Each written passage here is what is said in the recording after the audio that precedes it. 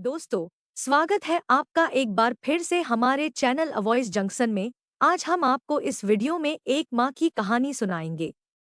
Video को शुरू करने से पहले हमारा आपसे निवेदन है कि आप चैनल को सब्सक्राइब कर लीजिए और बेल को जरूर दबाएं। अपने कमरे में पति की तस्वीर पर लगे हाथ ने गायत्री जी को हिलाकर रख दिया था। बुढ़ापे में अकेलेपन की पीड़ा कितनी असहनीय और हृदय विदारक होती है।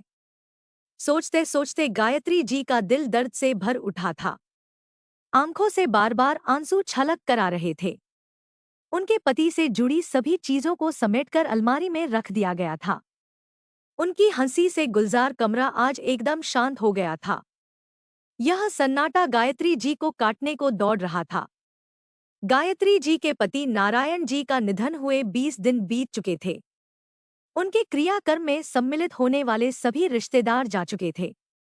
ऐसा नहीं था कि वह बिल्कुल अकेली थी। गायत्री जी के दो बेटे और बहुएं हैं।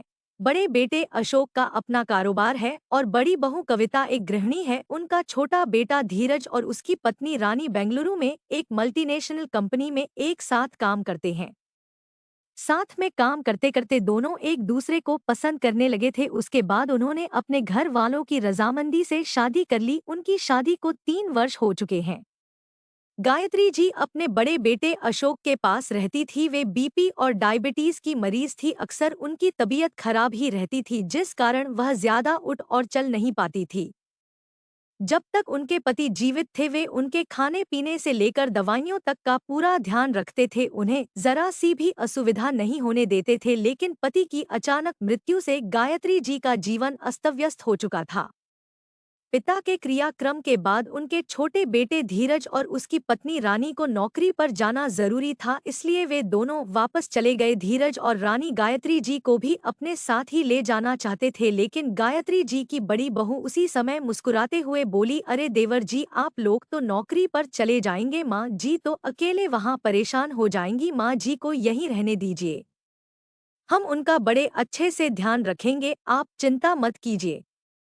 धीरे धीरे समय बीतने लगा। हर दिन बीतने के साथ अब गायत्री जी पहले से भी ज्यादा बीमार रहने लगी। लेकिन उनके बड़े बेटे और बड़ी बहू को तो जैसे उनसे कोई सरोकार ही नहीं था। वे अपनी जिंदगी में ही मस्त थे, लेकिन वे माँ को अपने पास इसलिए रखना चाहते थे ताकि वे हर महीने आने वाली अपने पिता की पेंशन हासिल कर सके। इसके अतिरिक्त धीरज भी हर महीने बेंगलुरु से अच्छी खासी रकम भेजा करता था, जिसे दोनों पति पत्नी हड़प लेते थे। एक दिन गायत्री जी ने अपने बड़े बेटे अशोक को बुलाकर कहा, बेटा मेरी तबीयत ठीक नहीं लग रही, एक बार मुझे डॉक्टर के पास ले चलो। तो अशोक गुस्से में कहने लगा, माँ मेरे पास टाइम नहीं है, आप खुद ही चले जाओ। तो गायत्री जी ने कहा, बेटा तुझे तो पता ही है मेरी हालत के बारे में, कहीं पर भी चक्कर खाकर गिर पड़ती हूँ।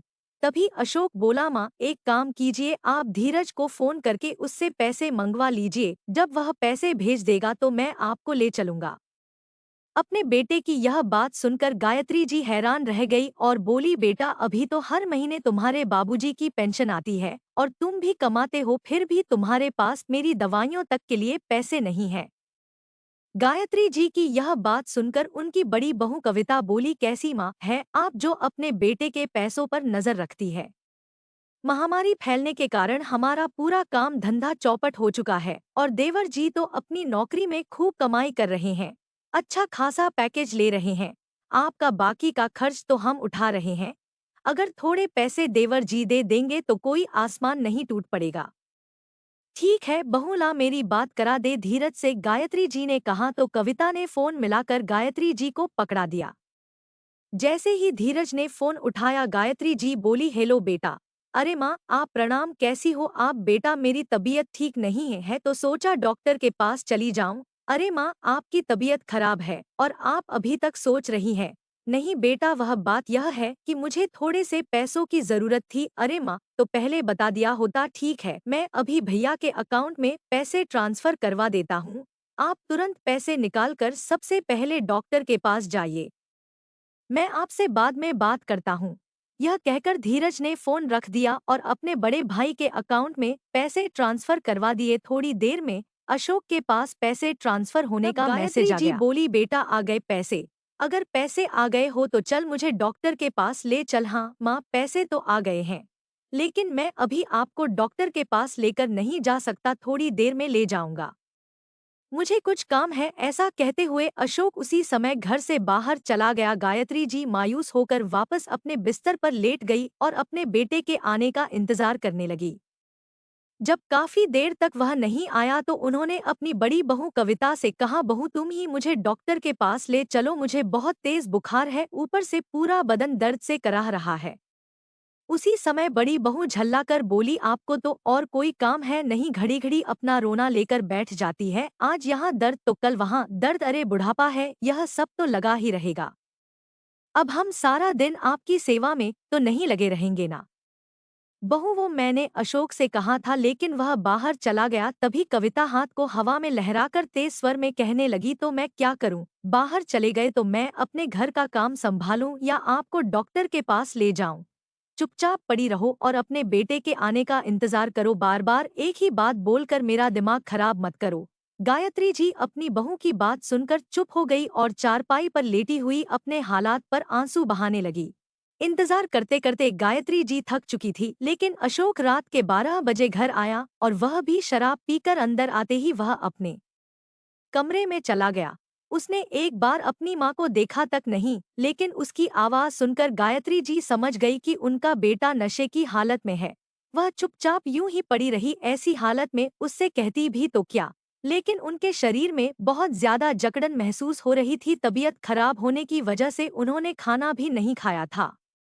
बिना दवाई और खाने के वह अपने बिस्तर पर अधम हालत में पड़ी हुई कराह रही थी, परंतु किसी को उनसे कोई मतलब नहीं था। उधर बेंगलुरु में धीरज और उसकी पत्नी रानी को भी घर लौटते लौटते देर हो गई थी। तभी धीरज को अपनी माँ की याद आई और बोला, मैं भी कितना नालायक बेटा हूँ, काम में इतना ज्यादा बिजी था कि माँ का हालचाल भी नहीं पूछ सका। आज माँ की तबीयत खराब थी। तभी रानी बोली, कोई बात नहीं, मैं माँ जी को अभी फोन करके उनका हालचाल पूछती हूँ।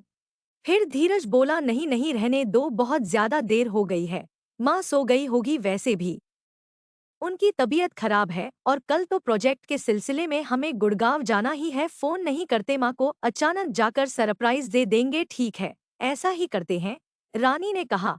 तो दोनों जल्दी से घर पहुंचे और थोड़ा बहुत जो भी खाना पड़ा था खाकर अपनी पैकिंग करने लगे। सुबह की फ्लाइट से वह जल्दी ही गुड़गांव पहुंच गए और टैक्सी करके सीधे घर पहुंच गए। डोर बेल बजते ही अशोक ने गेट खोला, लेकिन जैसे ही गेट खोला तो अपने भाई और उसकी पत्नी को देखकर उसके चेहरे का रंग उड़ गया। अरे धीरज तू! तभी धीरज मुस्कुराते हुए अपने बड़े भाई के गले लग गया। वे तीनों अंदर आए, लेकिन कविता को कोई खबर ही नहीं थी। वह अपने कमरे में बच्चों के साथ सोई हुई थी। धीरज और रानी अपनी माँ के कमरे में गए और अशोक अपने कमरे में पहुंचकर अपनी पत्नी कविता को जगाने लगा। अरे कविता उठो, देखो धीरज और रानी आए हैं। जैसे ही कविता के कानों में धीरज का नाम सुनाई दिया, वह एकदम उठ खड़ी हुई। क्या बात कर रहे हैं आप? सुबह सुबह धीरज कैसे? धमका बिखरे हुए बालों में कविता अचंभित स्वर में बोली। तो अशोक ने कुछ सोचते हुए कहा, यह बात तो मुझे भी समझ नहीं आ रही, यह लोग अचानक कैसे आ गए? हो सकता है कोई काम हो यहाँ। उधर धीरज और रानी जब गायत्री जी के कमरे में गए तो वह सोई हुई थी। दोनों ने माँ के चरण स्पर्श किए तो महसूस किया कि उनका शरीर तो बुखार के कारण तपा हुआ था। उनके आसपास कोई दवाइयाँ भी नहीं रखी थी। अरे माँ को तो तेज बुखार है, धीरज बेचैन होते हुए बोला। तभी रानी भी इधर-उधर नजरें घुमाते हुई बोली, लेकिन आसपास कोई दवाई भी नहीं रखी। तभी धीरज ने अपने बड़े भाई को आवाज लगाई, भैया जरा यहाँ तो आइए। उसी समय गायत्री जी की भी आंख खुल गई। अरे मेरे प्यारे बच्चों, तुम कब आए? तुमने तो बताया भी नहीं, माँ खुश होकर कहने लगी। तो धीरज बोला, वो सब छोड़िए माँ, आप यह बताइए, आपको इतनी तेज बुखार है, आपने कोई दवाई क्यों नहीं ली? उसी समय गायत्री जी उठने की कोशिश करने लगी तो रानी और धीरज ने उन्हें सहारा देकर बिठाया। हाँ बेटा, बस थोड़ा सा बुखार है। क्या माँ, यह थोड़ा सा बुखार है? आपका बदन तप रहा है और आप इसे थोड़ा सा बुखार बोल रही हैं। धीरज ने फिर से अपने भाई को आवाज लगाई तो अशोक बोला, हाँ हाँ अभी आया। उसी समय अशोक और उसकी पत्नी कविता दोनों दौड़ते गायत्री हुए जी के कमरे में आए तो धीरज ने कहा, माँ को इतना तेज बुखार है और आप लोगों को परवाह तक नहीं, माँ के पास कोई दवाई भी नहीं रखी।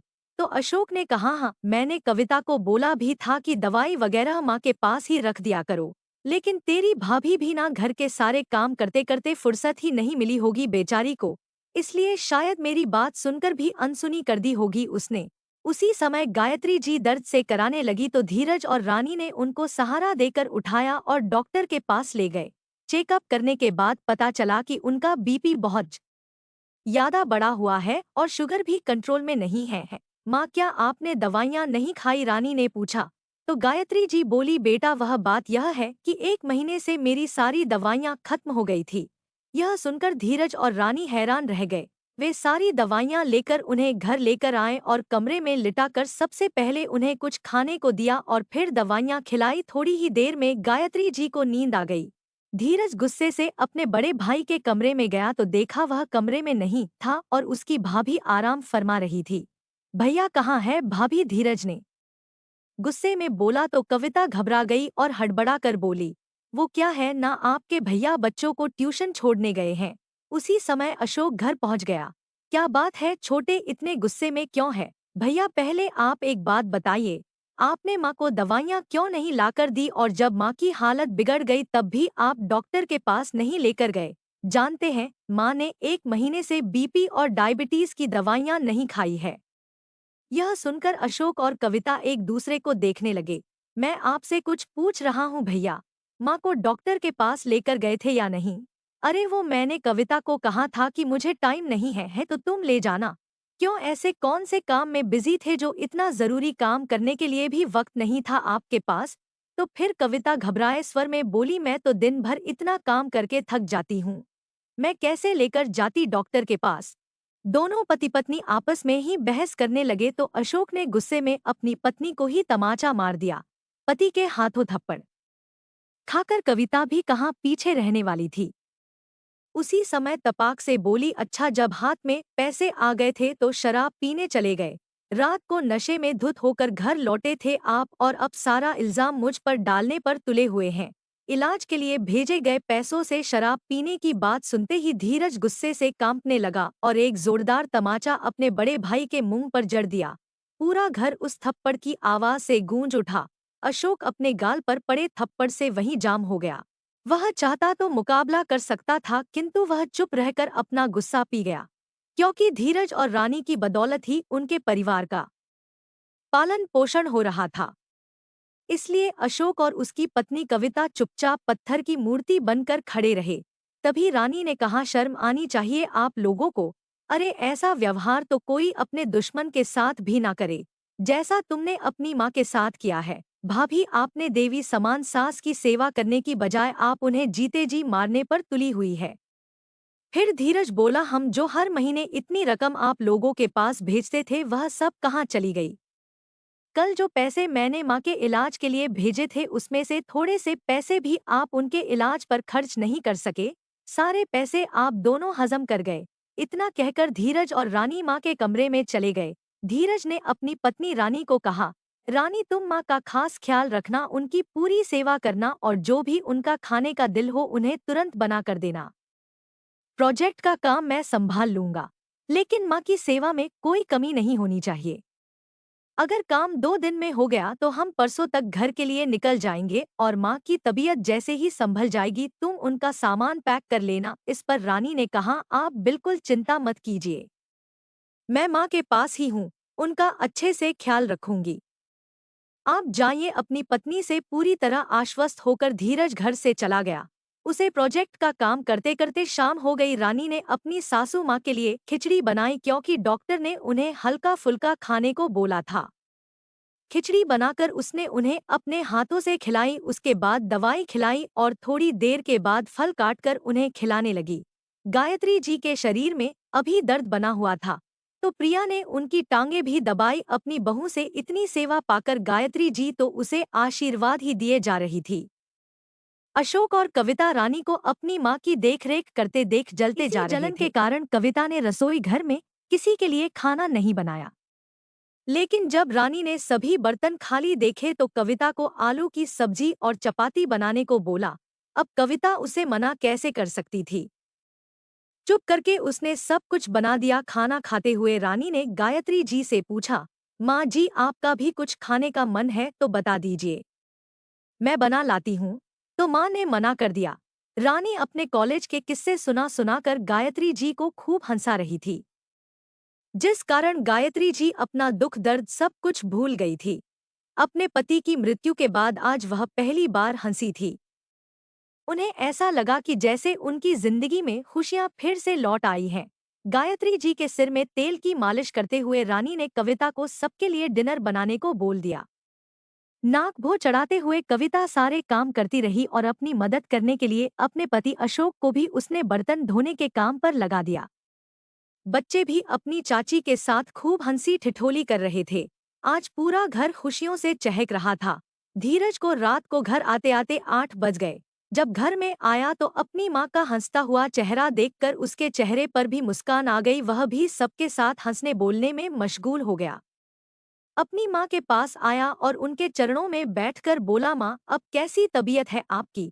अरे देख तो एक ही दिन में भली चंगी हो गई हूँ। तेरे और रानी के आने से मेरा कमरा तो गुलजार हो गया। मेरी बच्ची ने मेरा दिन भर बहुत ख्याल रखा। पूरा दिन एक पैर पर खड़ी रही और ऊपर से अपने कॉलेज के किस्से सुना सुनाकर मुझे इतना हंसाया जितना मैं आज तक नहीं हंसी थी। सौभाग्यवती रहो बहू। गायत्री जी ने उसे गले लगाते हुए कहा। तो रानी बोली, अरे आप भी तो वर्ल्ड की बेस्ट सासू माँ हैं। फिर रानी ने अपने पति को देखते हुए कहा, अच्छा आप यह तो बताइए काम पूरा हुआ या नहीं? तो धीरज बोला, हाँ रानी काम तो हो चुका है, लेकिन आज मैं बहुत थक गया हूँ। ना जाने इस प्रोजेक्ट को खत्म करने के चक्कर में कहाँ कहाँ भटकना पड़ा। कल घर पर आराम करके परसों यहाँ से निकलेंगे। फिर तो ना जाने कब यहाँ आना होगा। फिर गायत्री जी ने कहा, हाँ मेरे बच्चों खूब मस्ती करो। थोड़ी देर में रानी गायत्री जी के लिए दलिया बनाकर ले आई और अपने हाथ से खिलाने लगी। तभी कविता आई और बोली, खाना तैयार है भाभी, खाना माँ के कमरे में ही ले आना, हम सब यहीं बैठकर खाएंगे। उधर कविता रानी की यह बात सुनकर तिलमिला उठी, लेकिन चुपचाप सब काम करती रही, क्योंकि कुछ बोल नहीं सकती थी। यह सोचकर कि अगर यह लोग हमें पैसे नहीं देंगे तो हमारा खर्च कैसे चलेगा। लेकिन उन्हें अभी तक यह मालूम नहीं था कि यह दोनों गायत्री जी को अपने साथ ही लेकर जा रहे हैं। जब धीरज और रानी के जाने का वक्त आया तो वह दोनों माँ का सामान भी पैक करने लगे। उन्हें ऐसा करते देख कविता दौड़ी दौड़ी आई और फीकी सी मुस्कुराहट के साथ बोली, अरे यह क्या माँ जी का सामान क्यों पैक कर रहे हैं आप? माँ जी कहाँ जा रही है? फिर रानी ने कहा, भाभी हम माँ जी को अपने साथ ही लेकर जा रहे हैं। यह बात सुनते ही कविता और अशोक दोनों ऐसे स्तब्ध रह गए मानो काटे तो खून नहीं। अशोक घबराकर बोला, नहीं नहीं हम माँ का पूरा ध्यान रखेंगे। तुम लोगों को चिंता करने की जरूरत नहीं है। अब हम माँ की देखभाल में कोई कमी नहीं करेंगे।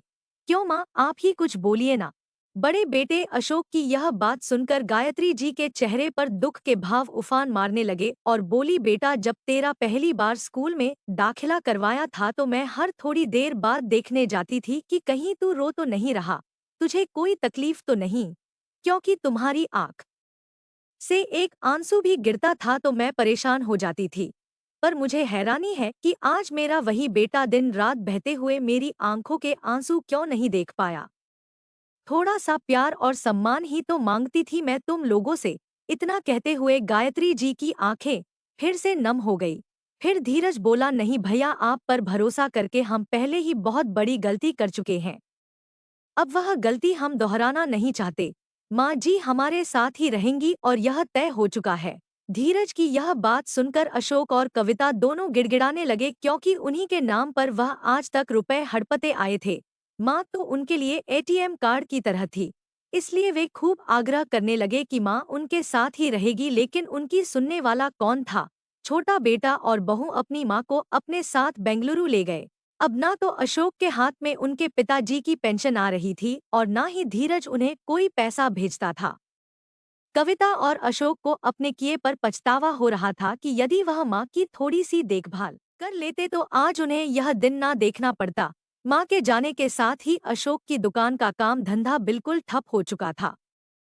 पैसों की कमी के चलते अशोक ने अपनी दुकान से नौकरों की छुट्टी कर दी और नौकरों वाले सारे काम खुद ही करने लगा। वह इतना शिक्षित भी नहीं था कि कोई अच्छी नौकरी कर सके। पैसों के अभाव में कविता हर रोज अपने पति अशोक के साथ झगड़ा करती। इस बात का इल्जाम वे दोनों एक दूसरे पर थोपते रहते थे। उधर बेंगलुरु जाकर रानी ने गायत्री जी के लिए एक फुल टाइम अटेंडेंट रख ली थी। उनकी तबीयत सुधारने के लिए रोज सुबह शाम योगा करवाने के लिए योगा टीचर भी रख ली। महीने भर के अंदर गायत्री जी भली चंगी हो गई। वे लोग जिस सोसाइटी में रहते थे उस सोसाइटी की वृद्ध महिला ने अपना एक समूह बनाया हुआ था। गायत्री जी उस समूह की एक मेंबर बन गई। समूह की सभी महिलाओं के साथ मिलकर योगा, मेडिटेशन, समाज सेवा के कार्य करने के साथ साथ मंदिरों में होने वाले धार्मिक आयोजनों में भी उन्होंने हिस्सा लेना शुरू कर दिया। अपनी बीमारियों और परेशानियों के कारण जो दमयंती जी अपने जीवन को जीना ही भूल गई थी, वे अपने सभी शौक दोबारा से जागृत करके एक नए सिरे से अपनी जिंदगी जीने लगी हैं। वे हर पल भगवान का शुक्रिया अदा करती हैं और जी भरकर अपने बेटा बहू पर प्यार लुटाती हैं। दोस्तों, हमें अपने बुजुर्गों को हमेशा प्यार देना चाहिए। जितना प्यार हम उन्हें देंगे उससे 2 गुना प्यार लौटकर हमारे पास आएगा। घर के बुजुर्ग घर की रौनक है, उनके बिना ना तो संसार में सुख है और ना ही स्वर्ग में। शायद इसीलिए माँ के पाँव में जन्नत और पिता को जन्नत का दरवाजा कहा गया है। इसलिए यदि हमें अपने परिवार में और अपने जीवन में सुख, शांति और समृद्धि चाहिए तो सदा अपने बुजुर्गों का सम्मान करना चाहिए। तो दोस्तों, आपको यह कहानी कैसी लगी, लाइक और कमेंट करके जरूर बताएं और चैनल को सब्सक्राइब करना बिल्कुल ना भूलें। मिलते हैं एक नई कहानी के साथ। बहुत बहुत धन्यवाद।